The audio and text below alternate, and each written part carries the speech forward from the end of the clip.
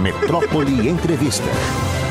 A gente conversa agora com o cantor-compositor Lobão. Ele terminou o álbum Canções de Quarentena e está fazendo uma campanha de financiamento coletivo para lançá-lo. São mais de 30 músicas gravadas, músicas clássicos da música popular brasileira que têm uma importância na formação afetiva, cultural do próprio Lobão. Lobão, boa noite, seja bem-vindo.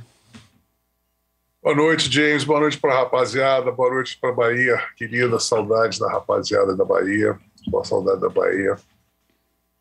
Pois é. Fale pra gente aí, o disco tá pronto. Qual é essa etapa agora? O que é que essa campanha envolve ainda algum processo da feitura do disco, de mixagem, qualquer coisa assim?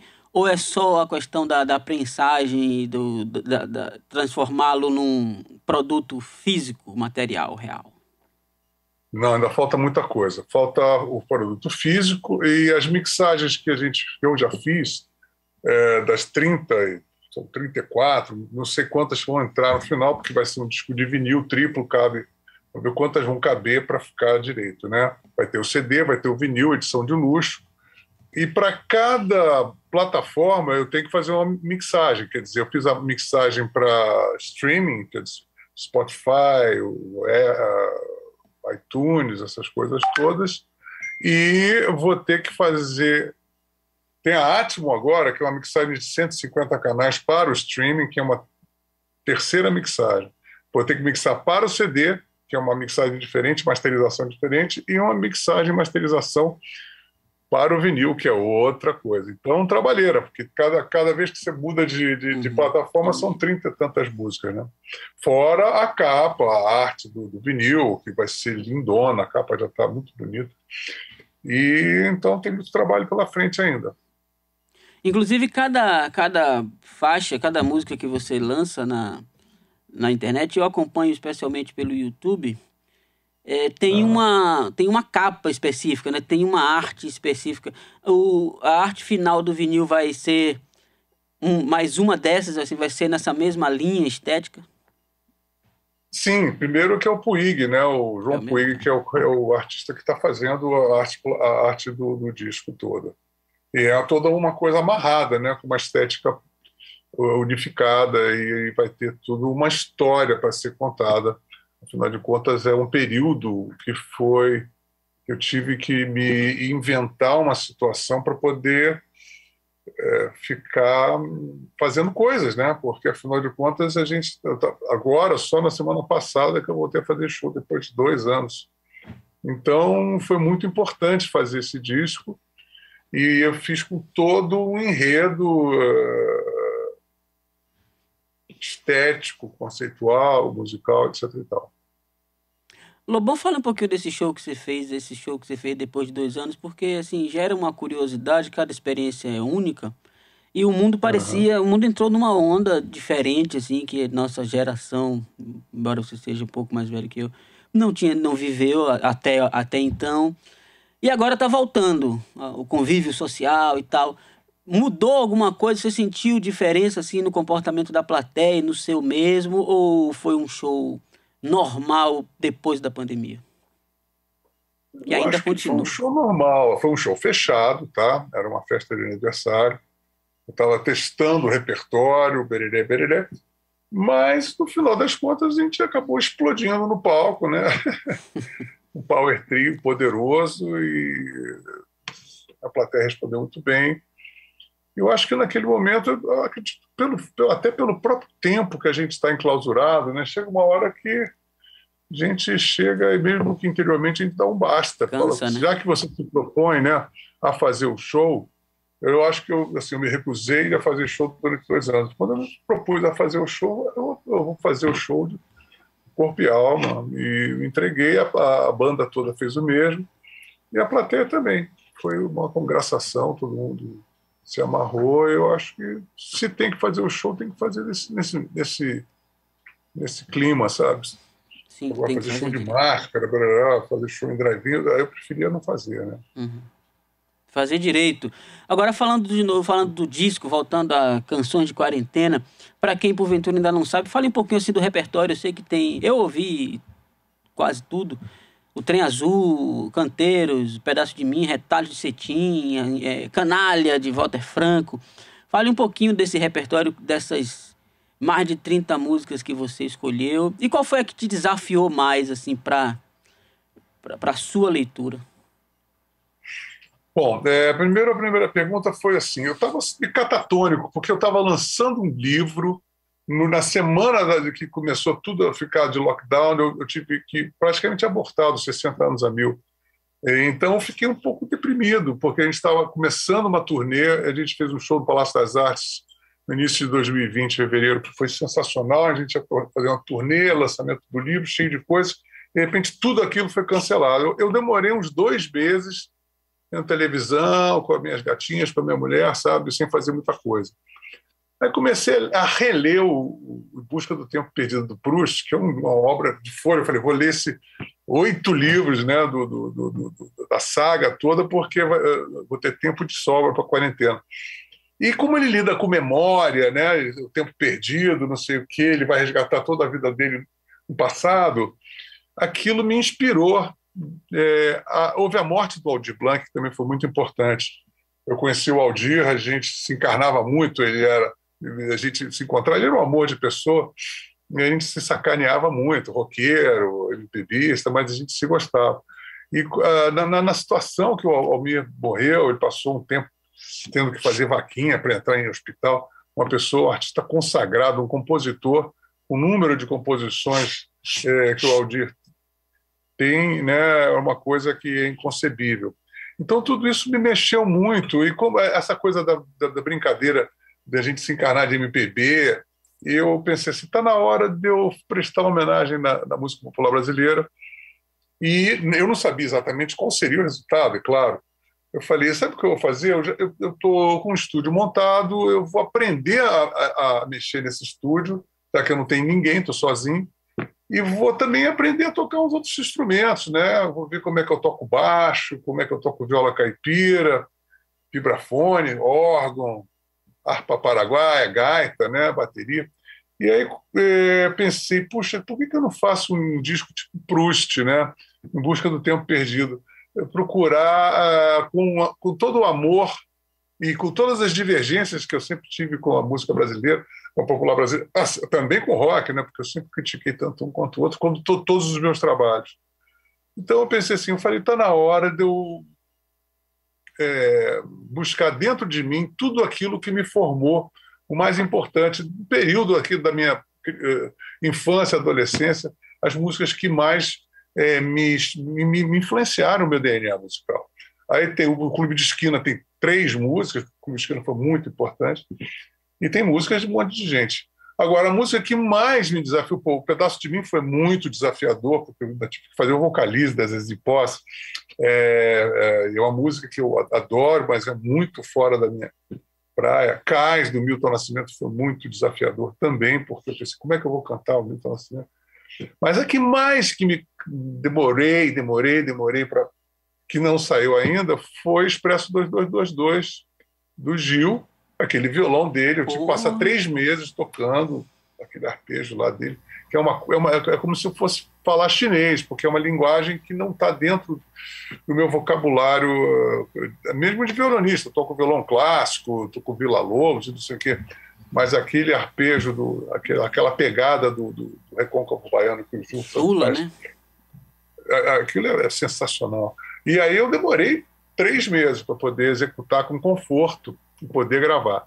Então, o Expresso 2222 foi um grande desafio e me deu uma alegria incrível, né? Poder ouvir e saber que o violão, a levada do violão, estava contente. Pô, que maravilha! A gente está conversando com o Lobão, eu já estou curiosíssimo com essa versão, porque essa música é incrível.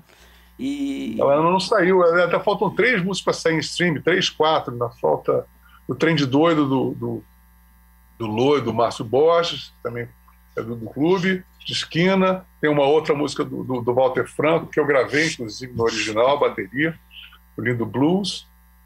o Expresso 2222. Eu acho que são essas três. Já estou produzindo já o Canções de Quarentena internacional também, né? É. Aí já estou mixando agora While My Guitar Gently Weeps, já gravei Mother, do John Lennon, já gravei Drifting, do Jimi Hendrix, já gravei Immigrant Song, do Led Zeppelin. Olha só que maravilha. Lobão, e quem participar da campanha do financiamento coletivo, quais são as recompensas? Tem muito isso, né, nessas estratégias. A gente tenta fazer vários planos para poder, primeiro, tornar acessível a coisas importantes. Um momentinho só, espera um momentinho que eu falo com o Luiz Antônio Melo, meu querido Luiz Antônio Melo, meu padrinho. Escuta, estou fazendo uma entrevista agora para uma rádio na Bahia, depois eu falo contigo. Eu estou morrendo de vontade de falar contigo, tá bom? Falo já contigo. Daqui a 1 hora, 40 minutos eu te ligo, tá? Até já. Yes! Esse daí é um dos padrinhos, Luiz Antônio Melo, só um pequeno parênteses para vocês que estão só da rádio. Luiz Antônio Melo é um grande padrinho do rock and roll brasileiro. Ele era diretor e fundador da Rádio Fluminense, Rádio Maldita. Foi ele que viabilizou toda a galera do rock brasileiro no início dos anos 80 para tocar no rádio. E começamos a tocar no rádio em fita cassete, com Paralamas, Legião, Titãs, na Rádio Fluminense. Então é isso.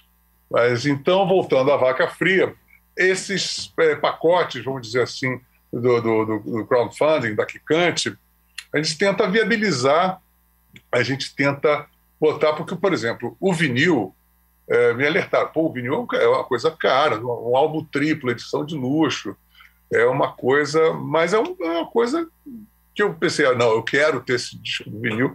Eu me lembrei do disco triplo do George Harrison, All Things Must Pass. Falei, não, esse disco tem que ser um disco triplo. E para poder assambarcar, vamos dizer assim, né, toda a obra num fio assim, bastante artístico, muito bem tratado, muito bem cuidado.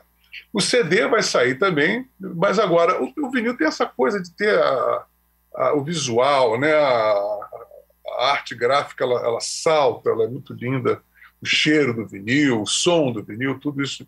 Então tem um pacote do vinil, aí vai ter camisetas, vamos ter vários planos, CD com camiseta, CD, camiseta, livros. Nós vamos bolar vários pacotes para vários, até assim, vamos ver se a gente vai fazer shows, vender um pacote de visitar um cara, fazer um show na casa do cara. Tem uma série de pacotes que nós estamos bolando aqui. Sim, legal. Você falou que estava lançando aí 60 anos a mil, né, uma extensão, uma versão ampliada da sua biografia, e veio a pandemia e tal, o projeto teve que ser abortado naquele momento, e você apareceu assim como escritora já há algum tempo.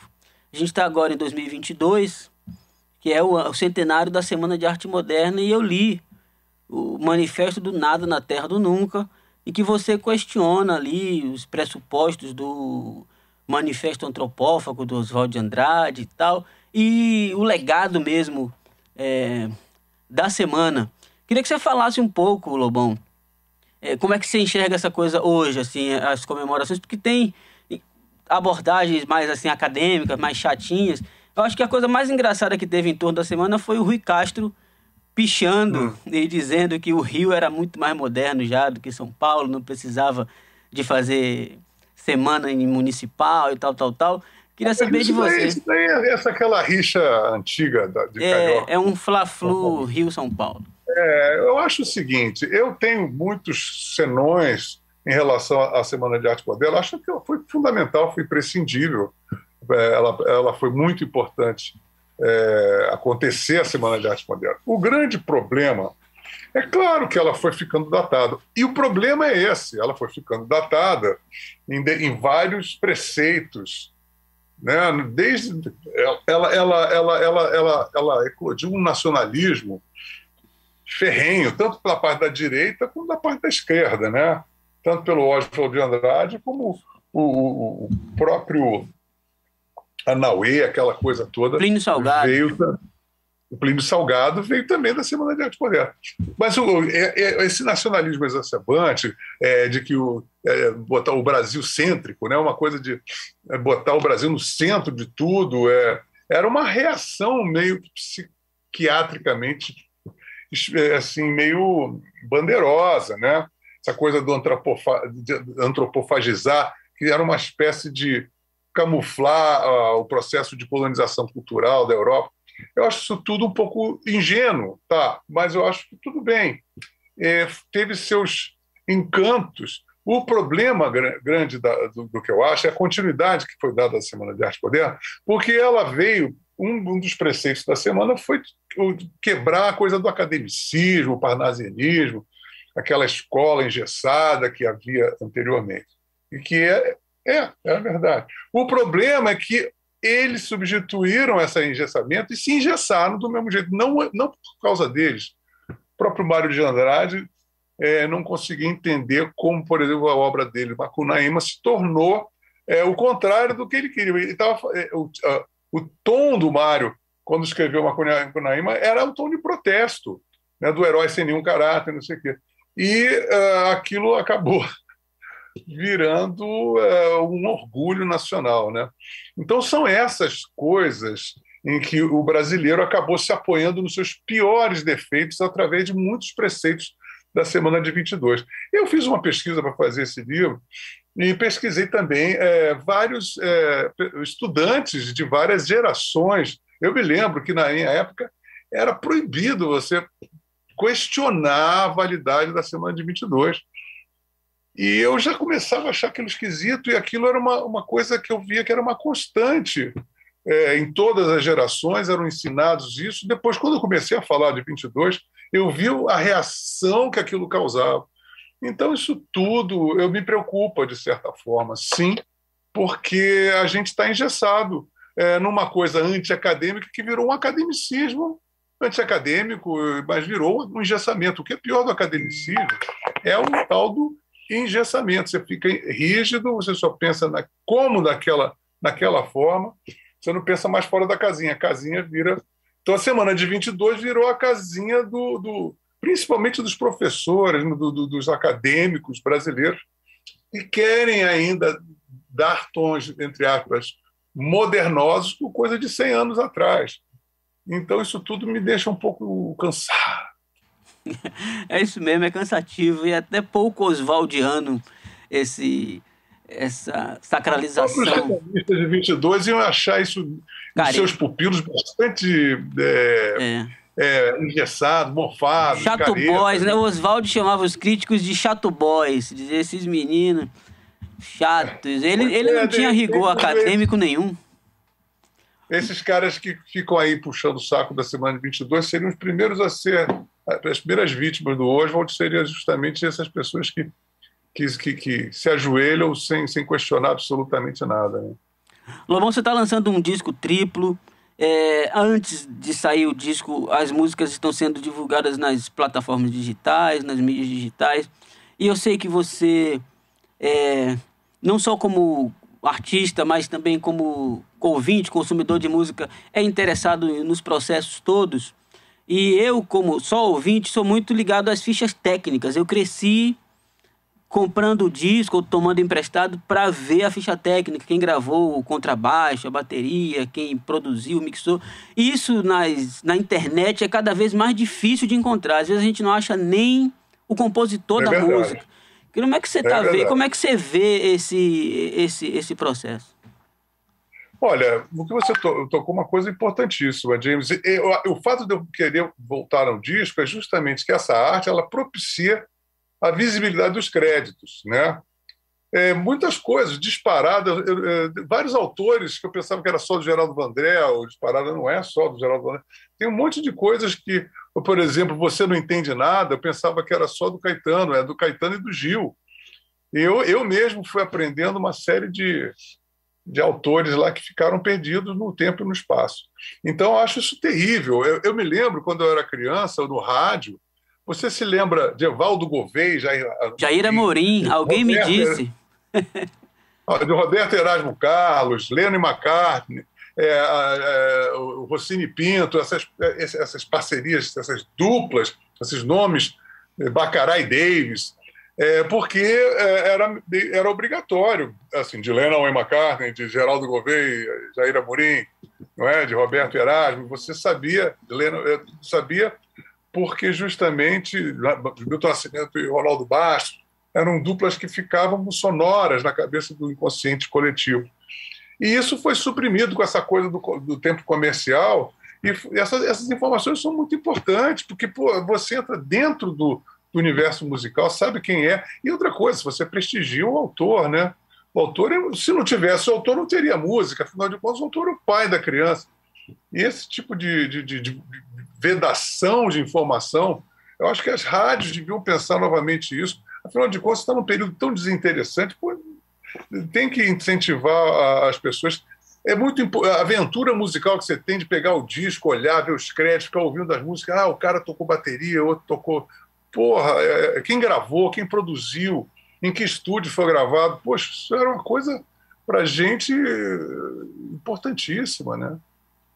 Com certeza. Lobão, nosso tempo está acabando, infelizmente, mas diga, quem quiser participar da campanha do financiamento coletivo aí do Canções de Quarentena, o que é que faz? Qual é o caminho? Vocês procurem a Quicante, né? A Quicante, que é o departamento da nossa crowdfunding, né? Lobão, Canções de Quarentena, lá na Quicante, e vocês vão lá ter um menu, um cardápio para saber qual é o plano que é o mais apropriado para cada um. Lobão, boa tarde, rapidinho, antes da gente ir embora, uma dúvida. Uma vez eu li, há muitos anos, um livro de viagem no Brasil e tal, que falava sobre as pessoas de cada estado. E aí, quando chegava na parte para falar dos cariocas, tinha uma frase que era atribuída a você. Só que eu nunca achei em lugar nenhum isso. Aí, pela primeira vez, eu tenho a oportunidade de te perguntar se é verdade. Você falou da rixa de carioca e paulista, e eu uso essa frase, sem saber se é sua, para falar mal de todos os meus amigos do Rio de Janeiro. Que ele fala que diziam que Lobão já disse uma vez que a amizade carioca é diferente de amizade paulista, porque o carioca nunca vai na sua casa e o carioca não é amigo de verdade, porque o carioca é amigo de botequim. Eu nunca achei lugar nenhum. Antes da entrevista eu até pesquisei. Você já disse isso alguma vez? Você ainda pensa assim hoje? Já. O Nelson Rodrigues dizia que a pior forma de solidão é o amigo paulista, e eu digo o contrário. O carioca aparenta ser super social, ele só é presente assim, a 10 metros de distância, dá um adeuzinho. Aí telefona lá. Eu tenho minha mulher gaúcha, ela ficava muito ofendida porque ela telefonava e a pessoa falou, não, mas tem uma maneira de falar. Então você tem uma, como é que se diz, uma relação muito superficial dentro das relações de amizade, realmente. Nada é muito profundo no Rio de Janeiro. Eu sou carioca, posso falar isso com toda a tranquilidade. Então você não tem esse aprofundamento. É claro que a gente tem um monte de...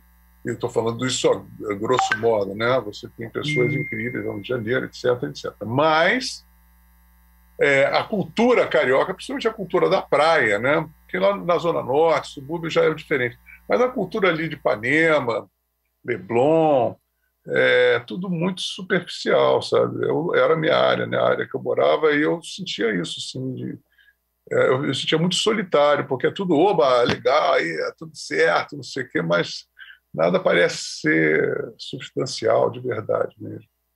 Agora, Lobão, já que você citou aí a sua mulher Regina, como foi cantar com ela o Samba do Avião falando no Rio? Uma ode ao Rio de Janeiro. Ótimo, porque esse disco é justamente uma homenagem, uma canção de amor enorme, né? Então as pessoas começaram a me criticar, mas poxa, você falou mal do Chico Buarque, você está cantando música do Chico, do Caetano. Eu falei assim, não me interessa, esses caras fizeram parte da minha vida, fazem parte do meu DNA, eu gosto deles, posso discordar. E é bom o momento de dizer para as pessoas, olha, as pessoas têm que entender que hoje em dia, ainda mais com tanto ódio, que você discordar não significa que você é obrigatório, você vai odiar a pessoa, né? Você briga, xinga, etc e tal, mas, pô, são artistas importantíssimos para a música brasileira e para a minha vida, né? Então as pessoas têm que entender isso, que a proposta é essa. E cantar para o Rio de Janeiro, com todos os senões, também é a minha cidade natal. A Regina adora, ela deve muito ao Rio, porque ela foi morar lá com 20 e poucos anos, ficou lá 20 e tantos anos, e deve muito ao Rio de Janeiro. A gente ama o Rio de Janeiro.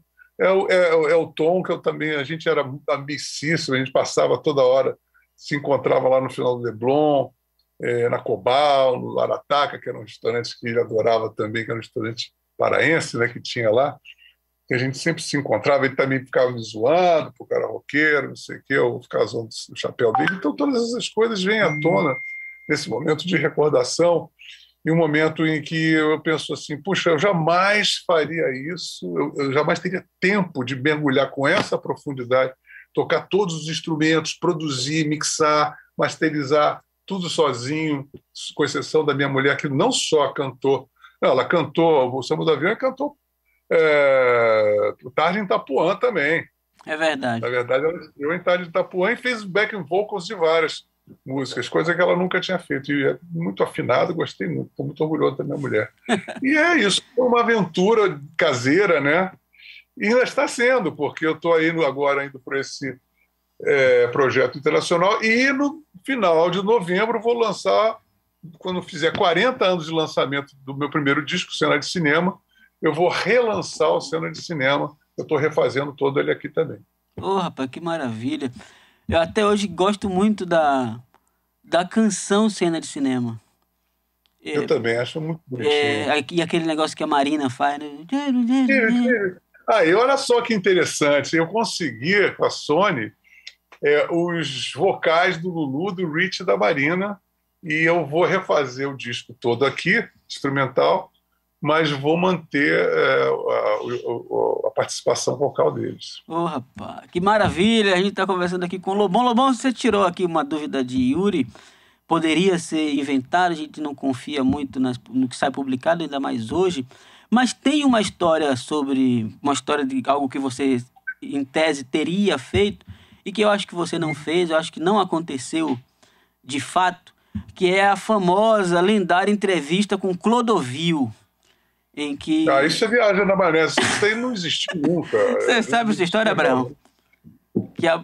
Tudo que é lugar que eu ia, todo mundo, pô, legal essa do Clodovil. Vocês da onde tiraram isso, meu Deus do céu?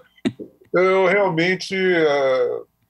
inclusive, uma vez eu estava num botequim lá no Rio de Janeiro, né? Um português, dono do botequim, ele falou assim, você sabe daquela do Clodovil? Eu falei assim, você vai dizer... Aí eu falei, qual é? Não, aí ele contou a história do Tim Maia, que era o Tim Maia em vez de ser eu. Uhum. Olha o que o Tim Maia falou pro Clodovil. Eu falei assim, não, senhor, os direitos autorais dessa história é comigo, não é o Tim Maia, não. Mas assim, a coisa essa chegou mentira é comigo, né? Antes da internet já rolava esse tipo de coisa, né? Pô, imagina, eu fui assim... participante de várias loucuras, assim, desse tipo de coisas que jamais aconteceram. Acontece sempre, né? Fofoca é uma coisa que pré-internet, né? Muito pré. Tem uma última pergunta aqui que é de um ouvinte, Marcelo Santos. Ele quer saber o que é que você achou sobre a polêmica de Ed Mota e Raul Seixas. Você deve ter visto. Olha, eu não acompanhei, porque é o seguinte, eu gosto muito do Ed, e eu percebi toda a angústia do Ed quando ele... o Tim Maia era meu amigo, foi meu padrinho de casamento, e eu via, de vez em quando a gente tropeçava com o Tim, aí às vezes teve uma época, eu me lembro que eu estava o João Donato e Tim Maia numa feijoada em São Paulo. E o Ed devia ter uns 15, 16 anos, ele estava lançando Manuel para o Céu. Agora, o Tim tratava muito mal o Ed, sabe? E o Ed ficava... Eu falava, pô, Tim, pega leve, cara. O garoto, te adora, sabe? E você fica, você precisa sair da barra da mãe, não tem que parar de comer macarronada, tem que levar uma corneada aí. Se quer cantar música de amor, tem que ser corno, deixa de ser filhinho de mamãe. E ficava pegando no pé do Ed, mas pegava pesado, né? E eu acho que isso influenciou muito toda a vida do Ed, sabe? Ele ficou muito ensimesmado, ele ficou muito revoltado com isso tudo. E é um cara muito talentoso, muito inteligente, sabe? E ficou muito amargurado. Eu acho que eu tenho visto algumas coisas do Ed e tenho sentido ele muito amargurado. Eu fico muito triste com tudo isso. E é um prato cheio para as pessoas caírem na pele dele, né? Eu tento agora, como eu também não acompanhei essa última que ele participou, eu tento mostrar para as pessoas que o Ed teve problemas sérios e tem um grande talento. Eu acho que ele, por mais que ele fale, beriri, beriri, as pessoas têm que perceber que ele não vale nada. Deixa ele falar, as pessoas têm esse direito. Eu também já falava muitas coisas, falo, então eu entendo isso. Então eu não quero crucificar mais o Ed do que ele foi crucificado, não.